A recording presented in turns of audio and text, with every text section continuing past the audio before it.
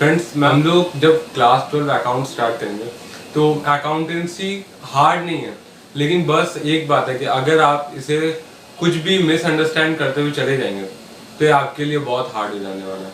मतलब कि आपको प्रैक्टिकल से लेके थ्योरेटिकल पार्ट सब कुछ पे ध्यान देना होगा। ये बात नहीं है कि CBSE, ICSE और या फिर WB बोर्ड है तो वो लोग प्रैक्टिकल पे ज़्यादा मार्क्स रखते हैं, लेकिन हम लोग को थ्योरी पे भी उतना ही डिपेंडेंट रहना होगा, क्योंकि प्रैक्टिकल से ज़्यादा इम्पोर्टेंट थ्योरी पार्ट्स है हमारे लिए, क्योंकि वही उसी से हम लोग प्रैक्टिकल करना भी सीखते हैं। तो आप लोग एक एक चीज़ को अच्छे से समझिए। हेलो फ्रेंड्स, दिस इज आनंद वानिया और आज हम लोग आ गए हैं अपने पार्टनरशिप के पहले लेक्चर के साथ। तो आइए स्टार्ट करते हैं। पार्टनरशिप पढ़ने के आगे जो सबसे पहला क्वेश्चन ये जानेंगे कि पार्टनरशिप होता क्या है। It is the relation between persons who have agreed to share the profit of the business carried on by all or any of them acting for it। तो पार्टनरशिप का मतलब क्या है? दो से ज़्यादा पर्सन्स जब मिलके एक फर्म को कंस्ट्रक्ट करते हैं तो उसको हम लोग पार्टनरशिप बोलते हैं। वो कंस्ट्रक्शन फर्म का किसी एग्रीमेंट पे भी हो सकता है या बिना किसी एग्रीमेंट पे। तो इन शॉर्ट पार्टनरशिप एक रिलेशन है जो दो या दो से ज़्यादा पर्सन्स के बीच होता है। किस लिए होता है? एक फर्म को कंस्ट्रक्ट करने के लिए। ओवरऑल कॉन्सेप्ट यही है पार्टनरशिप का। ओके, तो हम लोग अब बढ़ते हैं अपने दूसरे पॉइंट तक, जो है पार्टनरशिप डीड। पार्टनरशिप डीड क्या है? अब दो और दो से ज़्यादा पर्सन्स जब कोई फर्म कंस्ट्रक्ट कर रहे हैं तो फर्म कंस्ट्रक्ट करने टाइम उनको बहुत कुछ डिस्कस करना पड़ता है, जैसे कि वो कैपिटल का इंटरेस्ट कौन से प्रोपोर्शन में लेंगे, या फिर उनको सैलरी कितना मिलेगा, वो लोग लोन का इंटरेस्ट कितना मिलेंगे, ड्राइंग का इंटरेस्ट कितना मिलेंगे और बहुत कुछ। तो ये सब कैसे डिस्कस होता है? पार्टनरशिप डीड के हिसाब से।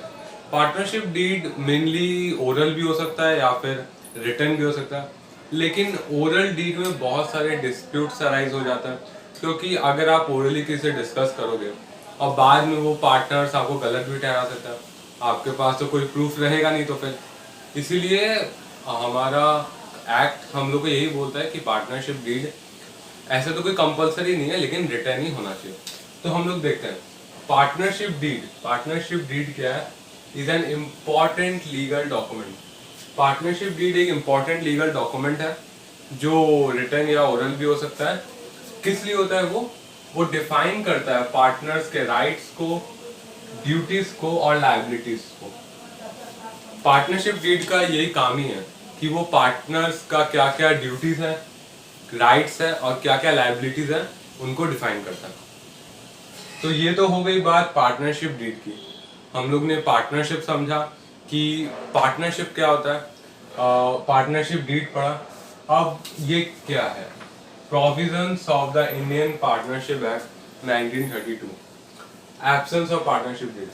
अब देखिए, हम लोग के एक्ट में ये भी बोला जाता है कि अगर पार्टनर्स कोई फर्म कंस्ट्रक्ट कर रहे हैं तो वो पार्टनरशिप डीड लेके भी कर सकते हैं या फिर नहीं भी लेके कर सकते हैं।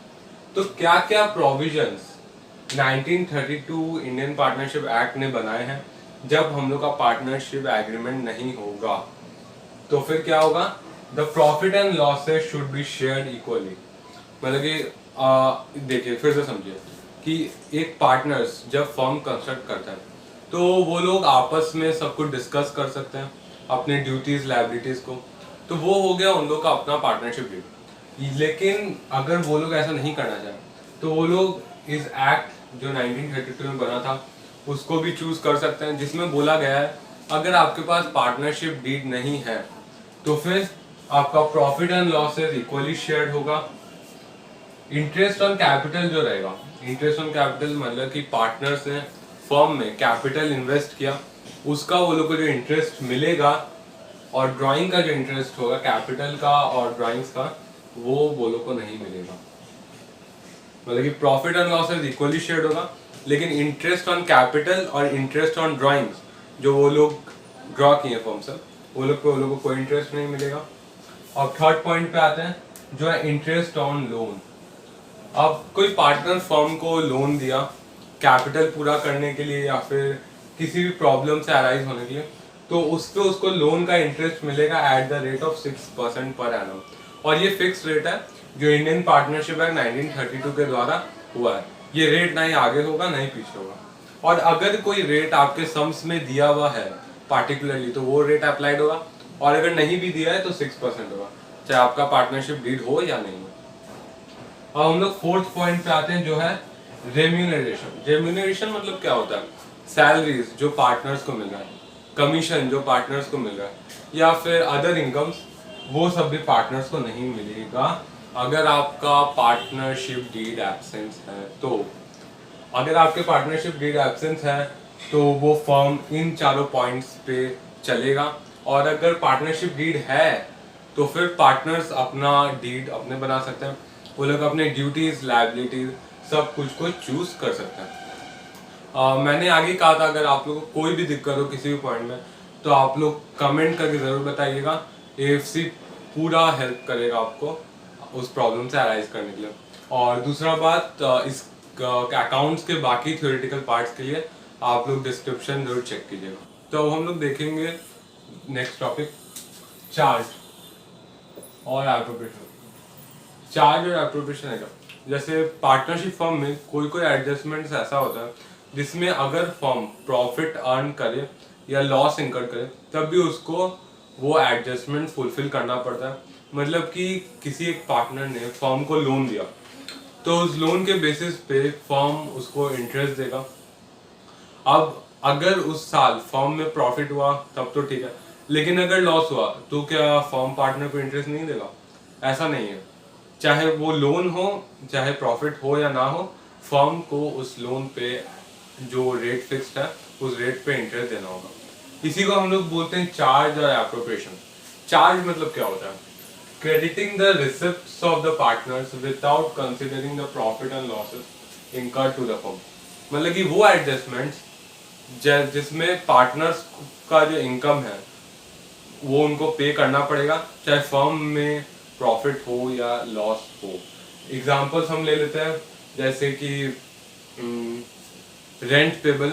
अगर किसी पार्टनर ने कोई जगह प्रॉपर्टी दिया रेंट पे तो उसको रेंट पे करना पड़ेगा, और नहीं तो फिर इंटरेस्ट ऑन लोन ही ले लीजिए। तो ये हो गया चार्ज। अब हम लोग देखेंगे एप्रोप्रिएशन। एप्रोप्रिएशन मतलब जब जिस ईयर में फर्म का प्रॉफिट होगा उसी ईयर में वो एडजस्टमेंट्स फुलफिल किए जाएंगे। जैसे पार्टनर्स को सैलरी, अब पार्टनर्स ये फर्म चला रहे हैं, अगर उनका प्रॉफिट हुआ ही नहीं तो वो सैलरी कहाँ से लेंगे? घर से पैसा लाएंगे और फिर से अपने ले लेंगे? ऐसा नहीं है। तो जिस साल प्रॉफिट होगा, जैसे हमने से एग्जांपल्स है सब कि सैलरी, कमीशन, ये सब। चार्ज और एप्रोप्रिएशन ये है। उसके बाद फिर हम लोग पार्टनरशिप के बेसिक्स पे तो चले गए, लेकिन अब हम लोग देखेंगे profit and loss appropriation account क्या है। जैसे एक फर्म ट्रेडिंग अकाउंट बनाती है जो आपने क्लास 11 में बनाया था फाइनल अकाउंट्स नाम के चैप्टर से, फिर वो प्रॉफिट एंड लॉस अकाउंट बनाती है और फिर बैलेंस शीट बनाती है। लेकिन प्रॉफिट एंड लॉस अकाउंट और बैलेंस शीट के बीच में एक और अकाउंट बनाया जाता है जिसको हम लोग यहाँ कंसिडर करते हैं profit and loss appropriation account के नाम से। ये हमने तब नहीं सीखा, लेकिन ये हम अब सीखेंगे क्योंकि अभी है। ये क्यों बनाया था? Profit and loss appropriation account एक ही चीज करता है, पार्टनर्स का प्रॉफिट डिसाइड करता है। मतलब कि इस अकाउंट के बेसिस पे हम लोग पार्टनर्स का प्रॉफिट निकालते हैं या लॉस निकालते हैं जो हुआ, और फिर उसको उनके कैपिटल में ट्रांसफर करते हैं। पूरे अकाउंट को अच्छे समझते हैं। लोग जानते हैं किसी भी लेजर अकाउंट का दो पार्ट साइड होता है, एक डेबिट साइड और एक क्रेडिट साइड। और अगर हम लोग आपकी क्लास 11 के कॉन्सेप्ट से देखें तो डेबिट मतलब ऑल एक्सपेंसेस एंड लॉसेस होता है, और क्रेडिट मतलब all incomes and gains. Profit and loss appropriation account में एक ही कंफ्यूजन होता है कि ये अकाउंट पार्टनर्स नहीं बनाते, मतलब कि पार्टनरशिप फर्म बनाती है अपने पार्टनर्स के लिए, उनका प्रॉफिट डिसाइड करने के लिए। इसीलिए पार्टनर्स के लिए जो अकाउंट बनता है वो पार्टनर्स कैपिटल या करंट अकाउंट होता है। ये जो एप्रोप्रिएशन अकाउंट है ये फर्म बनाती है, इसीलिए डेबिट साइड में फर्म का एक्सपेंसेस आएगा और क्रेडिट साइड में फर्म का इनकम्स। जैसे कि हम लोग देख रहे हैं इंटरेस्ट ऑन कैपिटल। इंटरेस्ट कोई भी पार्टनर्स ने कैपिटल इन्वेस्ट किया, उस बेसिस पे उनको इंटरेस्ट मिलेगा, और वो फर्म का एक्सपेंसेस है कि वो फर्म को पार्टनर्स को हर ईयर पे करना होगा, और इसीलिए ये हम लोग डेबिट साइड में लिखते हैं। हम लोग इंटरेस्ट ऑन कैपिटल निकालना सीखेंगे और उसके परसेंटेज के हिसाब से, और फिर हम लोग उसका कैलकुलेशन जब करेंगे तो उसमें पार्टनर्स ओवर ईयर विड्रॉ भी कर सकते हैं या फिर एडिशनल कैपिटल के नाम से ऐड भी कर सकते हैं। हम लोग उस बेसिस पे कैलकुलेट करेंगे। फिर पार्टनर सैलरी, फर्म जब अपने पार्टनर्स को सैलरी पे कर रहा है तो वो उसके लिए एक्सपेंसेस हुआ, इसीलिए वो अपने एप्रो के डेबिट साइड में उसको लिखेगा। पार्टनर्स का हम लोग सैलरी निकालेंगे, वो पर मंथ पर बेसिस पे होता है। फिर पार्टनर्स कमीशन अकाउंट, पार्टनर्स को कमीशन मिलेगा किस बेसिस पे, वो एनुअल सेल्स बेसिस पे हो सकता है या फिर किसी भी बेसिस पे। हम लोग बिफोर कमीशन और आफ्टर कमीशन का एडजस्टमेंट्स देखेंगे इसमें। और फिर हम लोग रिजर्व निकालेंगे। रिजर्व, आप लोग ने जनरल रिजर्व सुना होगा, यही वो अकाउंट है जहां पार्टनर्स प्रॉफिट डिस्ट्रीब्यूट करने के जस्ट आके एक परसेंटेज पे रिजर्व निकाल के रख देते हैं किसी भी पार्टिकुलर सिचुएशन को हैंडल करने के लिए। तो हम लोग अब प्रॉफिट एंड लॉस एप्रोप्रिएशन के क्रेडिट साइड में जाएंगे जो कि इनकम साइड है। वहाँ हम लोग सबसे पहला एडजस्टमेंट हम लोग का रहेगा बाय नेट प्रॉफिट, मतलब कि फर्म का जो प्रॉफिट हुआ है, जो हमने profit and loss appropriation account से निकाला था, आपको नहीं निकालना पड़ेगा क्योंकि हम जो सम्स करते हैं उसमें हम लोग का नेट प्रॉफिट गिवन रहता है। उसके बाद फिर हम लोग ये नेट प्रॉफिट ट्रांसफर करेंगे। हम लोग जब प्रॉफिट एंड लॉस अकाउंट में देखते हैं तो उसका जर्नल एंट्री होता है profit and loss account debit to net profit. फिर जब यहाँ आता है तो हम लोग का एडजस्टमेंट होता है net profit account debit to profit and loss appropriation account, और वो कैंसिल होके हम लोग का एडजस्टमेंट आता है। तो हम लोग आ जाते हैं अपने नेक्स्ट एडजस्टमेंट पे जो है इंटरेस्ट ऑन ड्रॉइंग्स। पार्टनर जब फर्म से अमाउंट विड्रॉ करता है तो उसको उसके बेसिस पे फर्म को इंटरेस्ट देना पड़ता है जो कि एक पार्टनरशिप फर्म के लिए इनकम है। हम लोग उसका इंटरेस्ट कैलकुलेट करेंगे। उसका इंटरेस्ट हम लोग किस बेसिस पे कैलकुलेट करेंगे, टाइम बेसिस पे। मतलब कि एक पार्टनर फर्म से अमाउंट कभी भी किसी टाइम विड्रॉ कर सकता है, वो मंथ के स्टार्टिंग में, एंड में, मिडिल में, या क्वार्टरली, सेमी क्वार्टरली, बहुत टाइम पीरियड में फर्म से विड्रॉ कर सकता है। हम लोग उस बेसिस पे उसका इंटरेस्ट कैलकुलेट करेंगे। अब हम लोग आ जाते हैं अपने लास्ट टॉपिक पे, कैपिटल, पार्टनर्स कैपिटल अकाउंट। सारा एडजस्टमेंट करने के बाद हम लोग जब पार्टनर्स का कैपिटल ट्रांसफर करेंगे, मतलब प्रॉफिट ट्रांसफर करेंगे उनके कैपिटल अकाउंट में, तो फिर उनका दो अकाउंट हो सकता है, कैपिटल जो कि फ्लक्चुएटिंग होगा और करंट जो कि फिक्स्ड होगा। अब ये क्या है, पार्टनर्स का कैपिटल दो बेसिस पे होता है, एक फ्लक्चुएटिंग बेसिस और एक फिक्स्ड बेसिस। फ्लक्चुएटिंग कैपिटल क्या होता है, जब एक पार्टनर अपना कैपिटल फर्म में इन्वेस्ट करता है और वो उसी कैपिटल में अपना बाकी रिसिप्ट्स और पेमेंट ऐड बैक करता है या फिर लेस करता है, उसको बोलते हैं फ्लक्चुएटिंग कैपिटल अकाउंट। और जब एक पार्टनर अपना कैपिटल फिक्स्ड कर देता है फर्म में, जैसे एक एग्जांपल लेते हैं, एक पार्टनर 5 लाख रुपया फर्म में इन्वेस्ट किया था कैपिटल, तो उसके इन्वेस्टमेंट पे वो 5 लाख रुपया फर्म में फिक्स्ड हो जाएगा, और उसको बाकी जितना एडजस्टमेंट करना है जैसे एडिशनल कैपिटल का या फिर सैलरी, कमीशन, ये सब का, वो सब उसका करेंट अकाउंट में आएगा। फिक्स्ड अकाउंट में क्या क्या आएगा, या तो उसका एडिशनल कैपिटल या विड्रॉल, उसके सिवाय उसका और कुछ नहीं आएगा, वो कैपिटल वहाँ फिक्स्ड हो जाएगा और बाकी जितना एडजस्टमेंट है उसके करेंट अकाउंट में आएगा। तो हम लोग इस दोनों बेसिस पे सम्स करेंगे, जब हम लोग पार्टनर्स का फ्लक्चुएटिंग बेसिस पे भी करेंगे और फिक्स्ड बेसिस पे भी करेंगे। उसके बाद फिर हम लोग ये जो प्रॉफिट आएगा उसको हम लोग उनके करंट या कैपिटल अकाउंट में ट्रांसफर कर देंगे। नेक्स्ट, मैंने कैपिटल के ऊपर स्टार मार्क और नेट प्रॉफिट के ऊपर स्टार मार्क दिया था कि मैं इसको आपको फिर से समझाने वाला हूँ। और नेट प्रॉफिट में स्टार मार्क किया, जैसे फर्म में नेट प्रॉफिट दिया वो यहाँ पे आएगा, लेकिन अगर फर्म में रेंट दिया और इंटरेस्ट ऑन लोन, जिसका दो का मैंने बात ही नहीं किया, इंटरेस्ट ऑन लोन और रेंट पीएल एप्रोप्रिएशन में कहीं नहीं आएगा, क्योंकि इंटरेस्ट ऑन लोन और rent profit and loss account में आ जाता है। तो अगर वो नॉर्मली सम्स में आता है, अगर सम्स में आएगा तो हम लोग उनको डायरेक्टली नेट प्रॉफिट से लेस कर देंगे। मतलब कि अगर हम लोग का रेंट है 5,000 और हम लोग का इंटरेस्ट निकला लोन पे 1,000, तो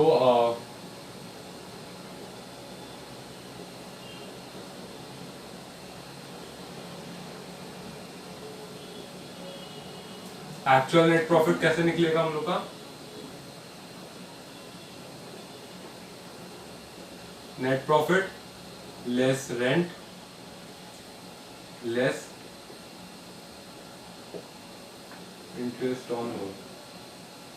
हम लोग प्रॉफिट एंड लॉस एप्रोप्रिएशन में नेट प्रॉफिट ट्रांसफर करने के आगे ही इस नेट प्रॉफिट से इस रेंट और इंटरेस्ट ऑन लोन को माइनस कर देंगे, और फिर ये जो एक्चुअल नेट प्रॉफिट है ये यहाँ आ जाएगा। अब आप लोग तो बोल सकते हैं कि ये रेंट वहाँ क्यों आया? तो एक पार्टनर जब फर्म को अपना प्रॉपर्टी देता है यूज करने के लिए तो उसको रेंट मिलता है, लेकिन रेंट और इंटरेस्ट ऑन लोन ये दोनों प्रॉफिट एंड लॉस अकाउंट के डेबिट साइड में आ जाता है। इसीलिए अगर सम्स में हम लोग को दिया रहा तो हम लोग उसको नेट प्रॉफिट से वर्किंग नोट में आगे ही लेस कर देंगे, और उसके बाद फिर ये जो एक्चुअल नेट प्रॉफिट निकलेगा इसको हम लोग वहाँ ट्रांसफर करेंगे। तो फ्रेंड्स, हम लोग ने अभी तक पार्टनरशिप का बेसिक्स किया है। हमने पीएल एप्रोप्रिएशन का लेजर अकाउंट देखा, उसके एडजस्टमेंट्स देखे। डेबिट साइड में हमने देखा कि interest on capital, salaries, commission और रिजर्व्स आता है। वहीं हमने देखा क्रेडिट साइड में इंटरेस्ट ऑन ड्राइंग और नेट प्रॉफिट्स का कैलकुलेशन। अब हम लोग पीएल एप्रो के हर एक एडजस्टमेंट्स पर देखेंगे, उस पर ध्यान देंगे। आइए स्टार्ट करते हैं। सबसे पहला इंटरेस्ट ऑन कैपिटल। अब आप पूछेंगे कि इंटरेस्ट ऑन कैपिटल तो सबसे इजी है, फर्म में पार्टनर्स का कैपिटल दिया रहेगा, हमें उस पर इंटरेस्ट निकालना, लेकिन नहीं, इसमें भी बहुत ज़्यादा कॉन्सेप्ट्स हैं जो हम लोग को एक एक करके देखना है। तो पहला इंटरेस्ट ऑन कैपिटल क्या होता है? जब पार्टनर्स फर्म में आते हैं तो वो लोग अपना कैपिटल इंट्रोड्यूस करते हैं फर्म में। तो ऐसा भी हो सकता है कि पार्टनर्स का कैपिटल अलग है, किसी पार्टनर ने अगर 5 लाख इन्वेस्ट किया तो किसी ने 50,000 ही किया, और उसमें ये भी हो सकता है कि वो पार्टनर जिसने 5 लाख इन्वेस्ट किया उसका प्रॉफिट रेशियो कम है 50,000 वाले से। ऐसा कोई स्पेसिफिक नहीं है कि जो पार्टनर ज़्यादा कैपिटल इंट्रोड्यूस करेगा उसका रेशियो उतना ही बड़ा, या फिर अगर इक्वल इंट्रोड्यूस करेगा तो रेशियो हम लोग का इक्वल रहेगा। अगर पार्टनरशिप डीड एग्जिस्ट करता है, जैसा कि हमने पहले तो देखा कि जब पार्टनर्स का कैपिटल इक्वल था, डिफरेंट था, तब रेशियो क्या होगा? इक्वल होगा। ये भी हो सकता है, और जब पार्टनर्स का कैपिटल इक्वल है तो रेशियो भी अलग हो सकता है। तो हम लोग देखेंगे cases when partnership deed does not exist. जब पार्टनरशिप डीड एग्जिस्ट नहीं करता है तो हमने जैसा पढ़ा था, ना ही पार्टनर्स को इंटरेस्ट पे कैपिटल नहीं मिलेगा। लेकिन जब पार्टनरशिप डीड एग्जिस्ट करता है और फर्म को प्रॉफिट होता है, जब फर्म को प्रॉफिट होता है तो फिर जिस रेशियो में है उनका इंटरेस्ट, उस रेशियो में परसेंटेज पे उनको वो इंटरेस्ट मिलेगा। अगर फर्म लॉस से सफर करता है तो पार्टनर्स को तब भी इंटरेस्ट ऑन कैपिटल नहीं मिलेगा, लेकिन वो अगले साल के लिए ड्यू रह जाएगा पार्टनर्स के लिए। तो हम लोग सम्स ऐसे ही बनाएंगे। और फिर अगर हम लोग को क्वेश्चन में एडजस्टमेंट्स रहता है कि हम लोग को interest on capital as a charge basis लेना, तो हमने पढ़ा था कि जो एडजस्टमेंट चार्ज बेसिस पे आ जाते हैं वो फर्म को देने ही पड़ता है, चाहे फर्म में लॉस हो या प्रॉफिट। तो अगर लॉस हुआ फर्म में तो फर्म को देना ही पड़ेगा इंटरेस्ट ऑन कैपिटल पार्टनर्स को। इसका एडजस्टमेंट्स नॉर्मली होगा, लेकिन अगर लॉस इंकर्ड हुआ है तो फिर एप्रोप्रिएशन में पार्टनर्स के कैपिटल में प्रॉफिट नहीं जाके लॉस चला जाएगा। तो हमने अभी इंटरेस्ट ऑन कैपिटल का तो एडजस्टमेंट समझा, लेकिन अब हम लोग उस पर सम्स करेंगे। ऐसे चैप्टर्स कंप्लीट होने बाद हम लोग सम्स करेंगे, लेकिन आपके माइंड में सेट रहे इसलिए हम लोग एग्जांपल लेते हैं कि अगर एक्स ने फर्म में कैपिटल इन्वेस्ट किया है 2 लाख और वाई ने कैपिटल इन्वेस्ट किया 1 लाख और गिवन है हम लोग को उन लोग का रेशियो है प्रॉफिट शेयरिंग रेशियो, मतलब उस रेशियो में जिसमें वो लोग प्रॉफिट और लॉसेस फॉर्म का शेयर करता है वो है 1:3 और वो लोग ने at the beginning capital invest किया था 2 लाख 1 लाख। अब हम लोग के पास केसेस है। Number 1, deed is silent, profit for the year 30,000। हम लोग का पार्टनरशिप डीड साइलेंट है और हम लोग का प्रॉफिट हुआ उस ईयर में ₹30,000। तो हमने पढ़ा था जब हम लोग का डीड साइलेंट होगा तो कैपिटल पे कोई इंटरेस्ट नहीं दिया जाएगा, मतलब कि ये जो प्रॉफिट हुआ है 30,000 ये हम लोग 1:y में 1:3 में डिवाइड कर देंगे। जैसे कि प्रॉफिट हुआ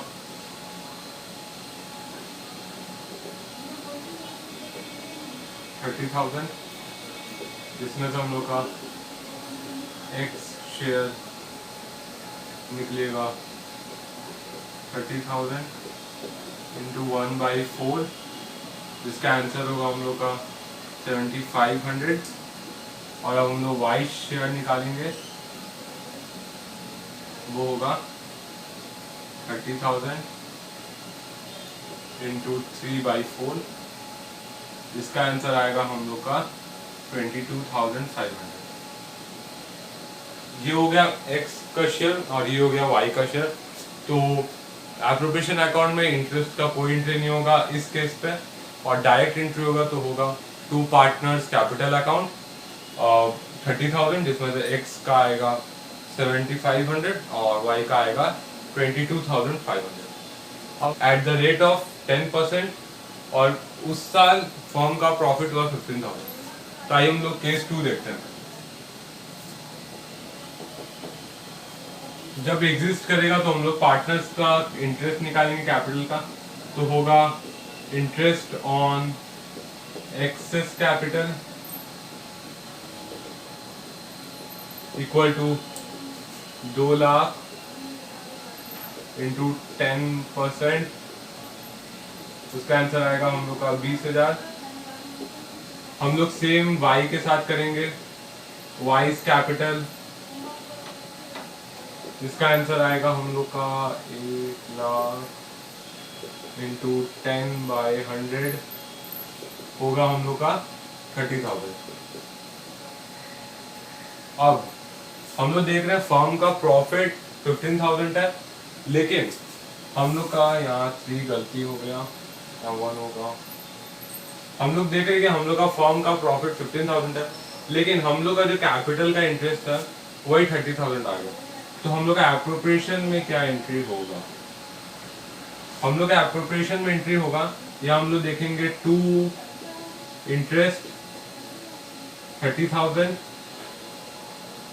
या हम लोग लिखेंगे बाय नेट प्रॉफिट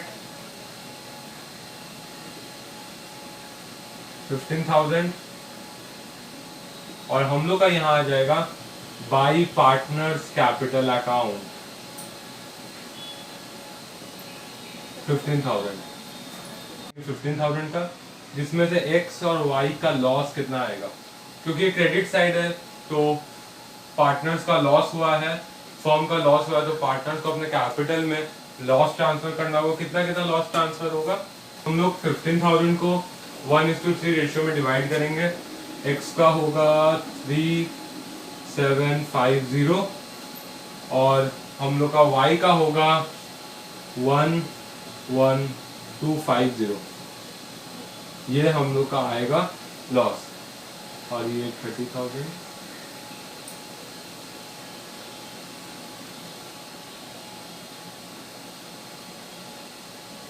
ये था हम लोग का केस 2 का पार्ट 2। जब हम लोग का नेट प्रॉफिट होगा 15,000 और हम लोग इंटरेस्ट कैलकुलेट करेंगे 30,000, तो हम लोग का जो रिमेनिंग होगा क्रेडिट साइड रिमेनिंग हुआ तो वो लॉस होगा जो पार्टनर्स कैपिटल अकाउंट में होगा टू प्रॉफिट एंड लॉस। वो हम लोग सीखेंगे जब कैपिटल का स्ट्रक्चर देखेंगे। अब हम लोग देखेंगे नेक्स्ट पार्ट इसका लॉस से सफर करता है। तब क्या करेंगे हम लोग? तब 2 नेट प्रॉफिट करके लॉस होगा, फिर 2 इंटरेस्ट आ जाएगा फर्म में, जो कैपिटल निकलेगा 2 इंटरेस्ट ऑन कैपिटल 30,000 और ये टोटल जितना मिला के क्रेडिट साइड में जितना लॉस आएगा वो पूरा लॉस पार्टनर्स कैपिटल अकाउंट में ट्रांसफर हो जाएगा 1:3 रेशियो में। हम लोग ने इंटरेस्ट ऑन कैपिटल का तो एडजस्टमेंट सीखा है, लेकिन हमें इसको पूरी तरीके से प्रैक्टिस करना पड़ेगा। जो हम लोग सम्स करते टाइम करेंगे, हम लोग देखेंगे कि जब पार्टनर्स अकाउंटिंग ईयर में कोई अमाउंट एडिशनल अमाउंट इन्वेस्ट करते हैं तो उसका इंटरेस्ट कैसे निकलता है, या फिर अगर विड्रॉ करते हैं उसका इंटरेस्ट कैसे निकलता है, वो हम लोग देखेंगे। तो हम लोग आ गए अपने सेकंड एडजस्टमेंट के साथ, जो है सैलरी और कमीशन। ये दोनों एक ही है, लेकिन बस हम लोग एप्रोप्रिएशन में इसका एंट्री अलग करते हैं। सैलरी और कमीशन एक इसलिए है क्योंकि ये वर्किंग पार्टनर्स को मिलता है। सैलरी अमाउंट बेसिस पे मिल जाता है मंथली, और कमीशन एक परसेंटेज बेसिस पे मिलता है। चाहे सेल्स में इंक्रीज हुआ तो अब जितना इंक्रीज हुआ उतना परसेंट पे कमीशन मिलता है। अब हम लोग देखेंगे सैलरी और कमीशन एप्रोप्रिएशन में इजी है। हम लोग को मंथली या पर ईयर सैलरी का एडजस्टमेंट रहता है, वो हम लोग 2 सैलरीज अकाउंट देकर एडजस्ट कर देते हैं। It should be allowed only when the deed exist. जब पार्टनरशिप डीड एग्जिस्ट होगा सैलरी तभी मिलेगा पार्टनर्स को, और सैलरी में कोई चार्ज नहीं है। सैलरी का एप्रोप्रिएशन है, मतलब कि फॉर्म में जिस समय प्रॉफिट होगा तभी ये मिलेगा। अब हम लोग आते हैं कमीशन पे। नेट प्रॉफिट, हाँ ये 2 स्टेप्स है कमीशन को प्रोवाइड करने का, ये 2 स्टेप्स है। Net profit before charging commission, ये क्या है? हम लोग के बुक्स में ये दिया हुआ है कि कमीशन एक पार्टनर्स को दिया जाएगा, लेकिन net profit before charging commission, जो परसेंटेज में कमीशन दिया जाएगा वो प्रॉफिट पे आगे चार्ज करने पे कमीशन दिया जाएगा, या फिर net profit after charging commission, या फिर जो नेट प्रॉफिट जिस पे कमीशन निकाला जाएगा वो आफ्टर चार्जिंग होना चाहिए। हम लोग देख लेते हैं। पहला स्टेप में जब हम लोग को बोला जाएगा net profit before charging commission, तो हम लोग प्रॉफिट कमीशन निकालने के आगे जो नेट प्रॉफिट हम लोग को दिया है फर्म का, जब हम लोग ने प्रॉफिट एंड लॉस अकाउंट से ट्रांसफर किया था, वो हम लोग यहाँ लिखेंगे इनटू रेट बाई 100। जितना रेट दिया जाएगा बाई 100 करेंगे, तो इससे हम लोग का क्या निकलेगा? नेट प्रॉफिट निकल जाएगा, कमीशन निकल जाएगा नेट प्रॉफिट पे चार्ज करने के आगे। और दूसरे स्टेप में हम लोग क्या करेंगे, इसी में सब लोग का कंफ्यूजन होता है, मेरा भी हुआ था। यहाँ तो बिफोर है तो यहाँ हम लोग बिफोर लगा देते हैं, लेकिन यहाँ net profit after charging commission है तो हम लोग को कोई आफ्टर का कंफ्यूजन नहीं रखना, यहाँ भी बिफोर ही आएगा। यहाँ भी कमीशन चार्ज करने के आगे जो नेट प्रॉफिट फॉर्म का है वो हम लोग लिखेंगे इनटू रेट, जो रेट था वो रेट लिखेंगे बाय 100 बाय रेट। मतलब कि अगर यहाँ रेट मान लीजिए दैट इज, अगर यहाँ आप लोग को परसेंटेज दिया रहा है 10, तो यहाँ पे हो जाएगा 100 प्लस 10, मतलब कि 10 बाय 110। ठीक है, तो इसको निकालने के बाद हम लोग का क्या निकल जाएगा? नेट प्रॉफिट पे कमीशन चार्ज करने के बाद हम लोग का जो निकला वो कमीशन पार्टनर्स को दिया जाएगा। और आज हम लोग इंटरेस्ट ऑन कैपिटल और सैलरी तक ही करेंगे। नेक्स्ट लेक्चर में हम लोग reserve, interest on drawing, rent और नेट प्रॉफिट और कैपिटल, मेनली कैपिटल एडजस्टमेंट्स पे ध्यान देंगे, और फिर हम लोग गारंटी ऑफ प्रॉफिट के सम्स भी देखेंगे।